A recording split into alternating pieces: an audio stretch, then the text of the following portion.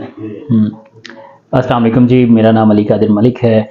काफ़ी दिनों से इंतज़ार था अलगनी फ़ेज़ 7 की डील का, और आज अल्हम्दुलिल्लाह लॉन्च हो चुकी है। 3 मरला का प्लॉट लॉन्च किया गया है, जिसकी कुल कीमत की अगर बात की जाए तो 9.5 लाख रुपए है, और बुकिंग अमाउंट 2 लाख रुपए रखी गई है, और इसकी इंस्टॉलमेंट जो है मंथली वो 7500 रुपये है महाना।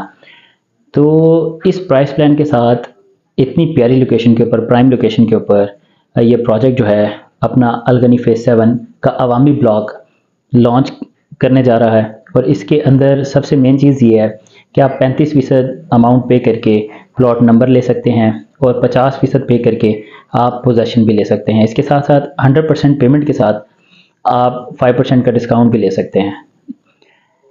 इसकी सराउंडिंग में जो प्रोजेक्ट्स हैं, जैसे चहार बाग है और दीगर प्रोजेक्ट्स हैं, उनमें मिनिमम जो पर मरला प्लॉट है वो 6 लाख रुपए